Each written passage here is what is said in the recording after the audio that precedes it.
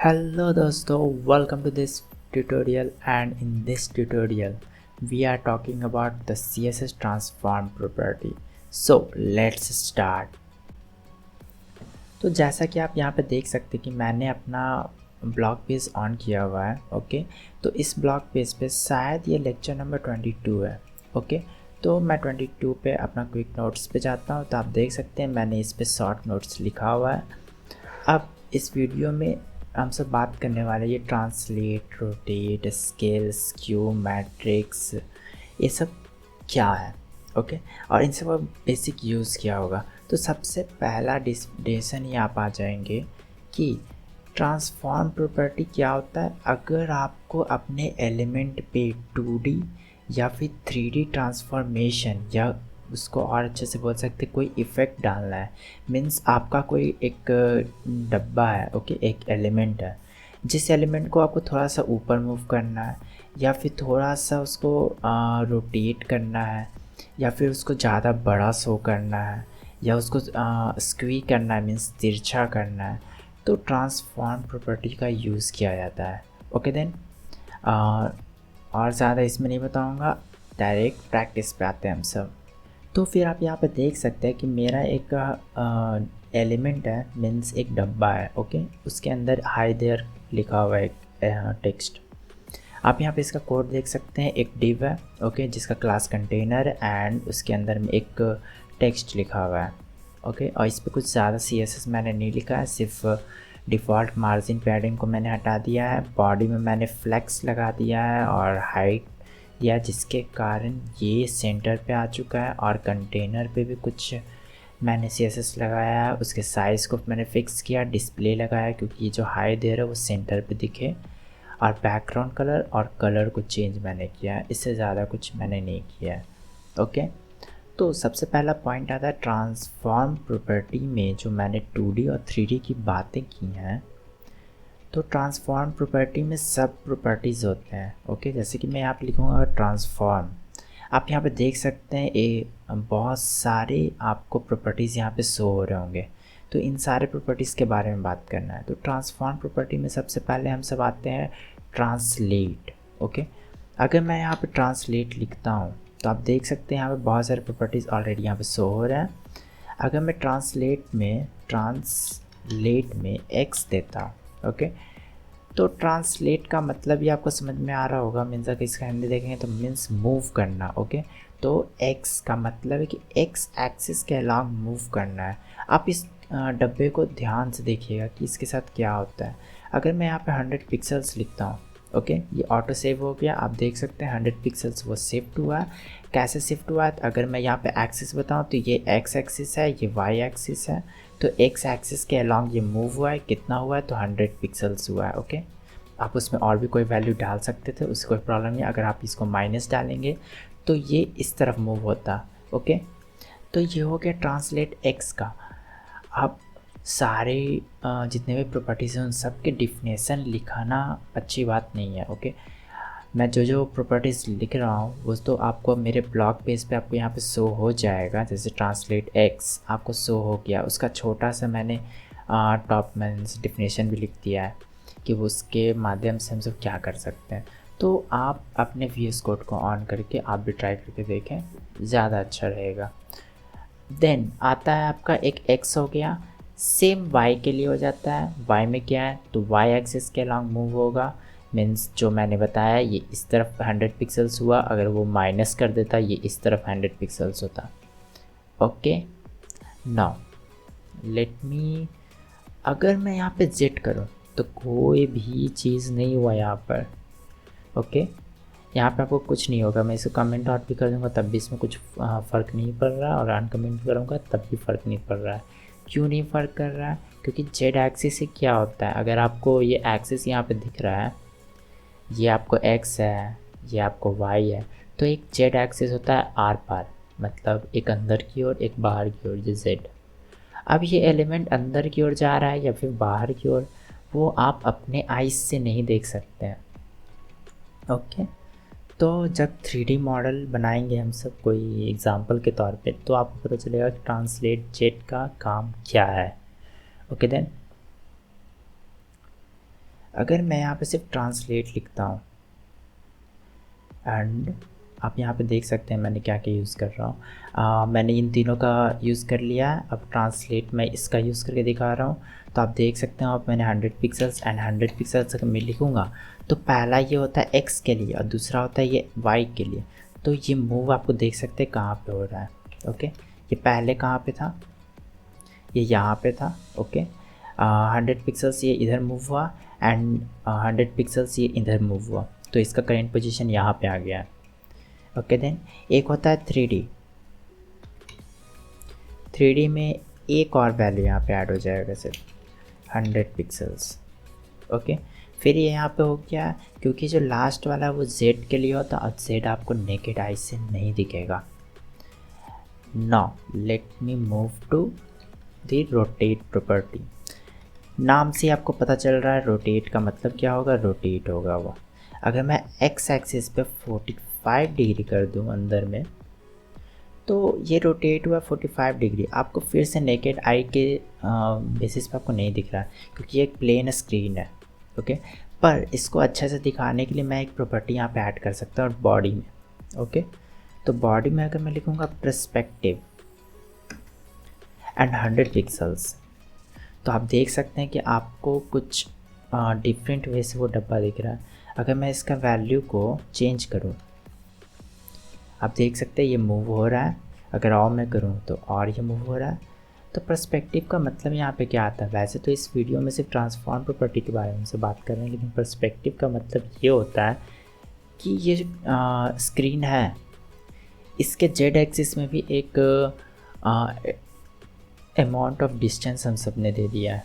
Okay, इस पर ज़्यादा देर हमसे बात नहीं करते हैं। कोई 3D मॉडल जब हम सब बनाएंगे तो पर्सपेक्टिव का मतलब आपको और अच्छे से समझ में आएगा। फ़िलहाल के लिए आप इतना समझिए कि 100 पिक्सल्स का मतलब हुआ कि 100 पिक्सल्स एक अंदर की ओर स्पेस हम सब ने क्रिएट कर दिया है जेड एक्सिस के लॉन्ग। अब मैंने एक्स कर दिया, सेम वाई के लिए होगा, वाई एक्सिस के लॉन्ग मूव हो रहा है, और सेम जेड के लिए होगा, जेड एक्सिस के लॉन्ग मूव होगा। ओके, आप देख सकते हैं एक होता है रोटेट, शिफ्ट रोटेट। तो शिफ्ट रोटेट में आप देख सकते हैं कि इसमें भी कोई चेंजेस नहीं आया था। रुको, मैं यहाँ पे एक्स कर देता हूँ, तो एक्स में ऐसे था और मैं एक्स हटा दूंगा तो अभी ये। तो रोटेट का मतलब होता है ना, ये सिंपली आपको 2D में होगा। 2D का मतलब ये होगा जेड एक्सिस। अब आप बोलेंगे ट्रांसफॉर्म में तो जेड एक्सिस को तुमने कुछ और बताया था और इसमें कुछ और। तो बेसिकली आप यहाँ पे देख सकते हैं, इमेजिन करके, अगर यहाँ पे x है एंड हेयर ये y and this is the z, और इस काट के अलॉन्ग यहाँ पे से z जो निकलता है, अगर इस z को मैं घुमाऊँगा मीन्स गोल गोल, तो ये किस तरफ घूमेगा, इसी तरह ना, एंटी क्लॉकवाइज या क्लॉकवाइज। तो ये एक तरह से 2D ही ना दिख रहा है। तो बेसिकली यही हुआ। अगर आप बात करें रोटेट का सिर्फ, तो रोटेट में अगर जो भी वैल्यू आप लिखते हैं वो 2D यानी कि क्लॉकवाइज और एंटी क्लॉकवाइज आपको मूव होता है। ओके देन एक होता है 3D, एंड 3D में आपको थोड़ा सा डिफरेंट आपको लगेगा सिंटैक्स। आपको यहाँ 1,1,1, एंड 45 डिग्री। आप देख सकते हैं ये कुछ अलग वे से मूव हुआ। ये मूव कैसे हुआ, सबसे पहले वो क्या ना किया, ये अब y था, ये z था, सॉरी ये x था, एंड हेयर्स द z। ये सबसे पहले क्या किया, 45 डिग्री जो लिखा हुआ है वो y के लॉन्ग, पहले इसको 45 डिग्री z के लॉन्ग घुमाया, फिर x को भी घुमा दिया 45 डिग्री और y को भी 45 डिग्री राउंड कर दिया है। तो ये इमेज आ चुका है। पहले ये सिंपली ऐसा था डब्बा, अब ये ऐसा हो चुका है। ओके, तो यहाँ पे आप देख सकते हैं 1 1 1 है। ये पहला 1 आपको x के लिए होता है, दूसरा 1 होता है y के लिए, तीसरा 1 होता है z के लिए, और ये चौथा हो गया आपको एक वैल्यू मतलब एंगल। ओके ना, ये एंगल है, और ये सब जितने भी अमाउंट है ना यहाँ पे ये रेशियो है आपके। ओके, यानी कि x एक्सिस में आपको 1 × 45 डिग्री मूव होता है। ओके, जेड y के लिए वो 1 × है, आप उसका वैल्यू यहाँ पे चेंज कर सकते हैं। 1 की जगह पे यहाँ पे आप 2 कर सकते हैं। तो ये टिल्ट हो गया, y का वैल्यू थोड़ा सा चेंज हुआ यानी कि 90 डिग्री हो गया। ऐसे करके आपका रोटेट का भी कहानी ख़त्म हुआ। किसी चीज़ को भी याद करने की ज़रूरत नहीं है, इन सब को आप अपने VS कोड में ट्राई करके देखें, आपको समझ में आ जाएगा क्या हो रहा है यहाँ पर। देन द प्रॉपर्टी कम्स से scale, okay, transform scale, okay. Then scale यहाँ पे मैं x लिखता हूँ, सबसे पहले सिर्फ x स्केल लिखता हूँ, ओके। स्केल का सिंपली मतलब होता है छोटा बड़ा। अगर स्केल में मैंने 1 लिखा तो कुछ भी नहीं होगा, क्योंकि डिफ़ॉल्ट प्रॉपर्टी है 1 टाइम्स इसको बड़ा करेगा, और 1 टाइम्स इसको बड़ा करने का मतलब ये वही रहेगा। अगर मैं 2 लिखूँगा तो 2 टाइम्स इसको बड़ा कर देगा, बड़ा हो गया। अगर मैं -2 लिख दूँगा तो 2 टाइम्स उसको छोटा कर देगा। सॉरी, मैंने छोटा नहीं बोला था। 2 टाइम्स ये क्या ना किया, मैग्नीफिकेशन आप सब एक चैप्टर पढ़े होंगे अगर फिज़िक्स में, तो उसमें क्या था कि -2 करने पे वो उल्टा हो जाएगा, मतलब कि v और u फिज़िक्स में क्या। अब बात आती है कि छोटा कैसे होगा, तो छोटा होने के लिए पॉइंट में वैल्यू देना पड़ता है। जैसे 0.2 आप देख सकते हैं छोटा हो गया, कुछ ज़्यादा छोटा हो चुका है। 0.9 आप देख सकते हैं। तो आपको छोटा अगर करना है तो पॉइंट में वैल्यू देना होगा, आपको बड़ा करना है तो normal value.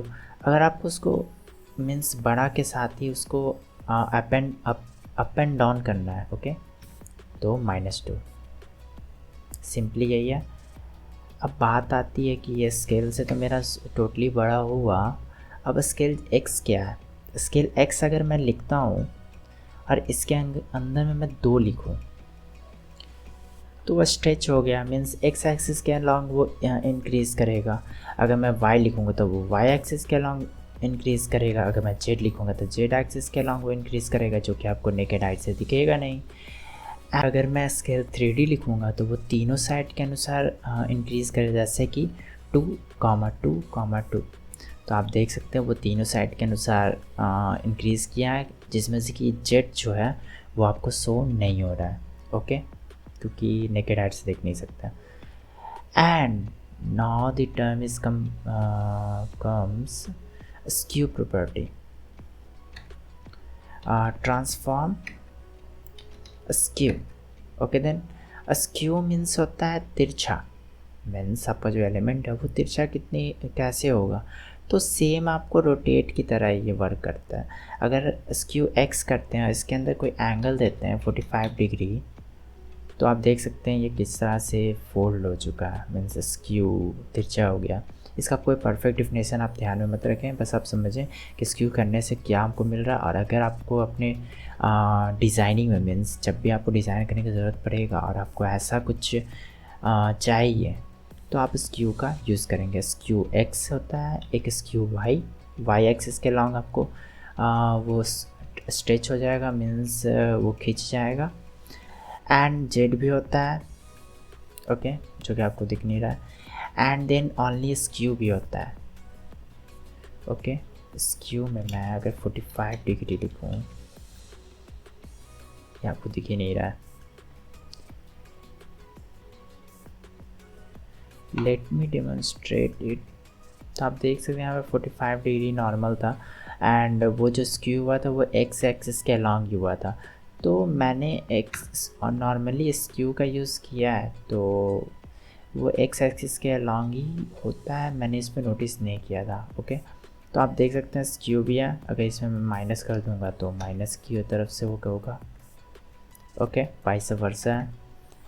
And another comes is the matrix, transform matrix.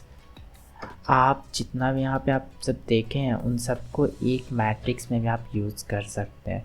Matrix का आपको डिफिनेशन यहाँ पे दिख रहा होगा कि मैट्रिक्स में कुल मिला के 6 वैल्यूज़ जाते हैं, ओके। जिन वैल्यूज़ में जो a होता है वो स्केल के लिए होता है x एक्सिस के अलॉन्ग, b जो होता है स्क्यू के लिए होता है x के along, c skew y, d scale y, e transform के लिए और F आपको ट्रांसफॉर्म Y के लिए हुआ। मतलब कि अगर मैं इसके अंदर सबसे पहला वैल्यू स्केल x, अब उसको जो एलिमेंट है उसको x एक्सिस के अलोंग कितना बड़ा करना है, मान लेते हैं मुझे 2 करना है, 2 times. And then comes skew property, अगर मैं पॉइंट 79 में दे देता हूँ, ओके स्क्यू हो गया। फिर स्क्यू y है तो पॉइंट मैं अगर कर देता हूँ 8, एंड देन स्केल y मैं इसे दे देता हूँ 4, थोड़ा सा वो डिफरेंट टाइप का दिखेगा। फिर कॉमा आपको ट्रांसफॉर्म x है, x एक्सिस के अलॉन्ग उसको कितना मूव करना है, तो 100 पिक्सल्स में दे देता हूँ। एंड ट्रांसफॉर्म y तो 200 पिक्सल्स दे देता हूँ। ओके, ये ऑटो सेव होके आ गया होगा और आपको यहाँ पे शो नहीं हो रहा है। Sorry for the delay. तो यहाँ पे मेरा वर्क क्यों नहीं हुआ, ये वर्क इसलिए नहीं हुआ क्योंकि यहाँ पे जो मैंने पिक्सल्स दिए हैं वो नहीं होता है मैट्रिक्स में। ओके देन, तो यहाँ पे मैं पिक्सल्स हटा दूँगा तो आप देख सकते हैं कि आपका जो स्केल प्रॉपर्टी है, जो स्क्यू प्रॉपर्टी है एंड जो ट्रांसफॉर्म प्रॉपर्टी है, मीन्स ट्रांसलेट प्रॉपर्टी है, उन सब के X axis and Y axis के अलोंग जो प्रॉपर्टीज़ होते हैं उन सब को एट अ टाइम आप यूज़ कर सकते हैं मैट्रिक्स के मदद से। ओके, आप इस बात को यहाँ पे नोट कर सकते हैं कि पहला आपको स्केल x देना है, देन स्क्यू x देना है, स्क्यू y देना है, फिर स्केल y देना है। आप इस बात को नोटिस करेंगे स्केल x के जस्ट बाद नहीं y है, उसके बीच में स्क्यू आ गया है। And then x transform y, यहाँ पे मैंने गलती लिखा है, यहाँ पे आपको ट्रांसलेट होता। ओके, तो जब ये वीडियो अपलोड होगा तो मैं इसे करेक्ट कर दूँगा। ओके, तो आप यहाँ पे देख सकते हैं, ये सारे आप पढ़ सकते हैं, इन सबको ट्राई करके आप देखें, एक डिप बना लें, उन सब के साथ छेड़खानी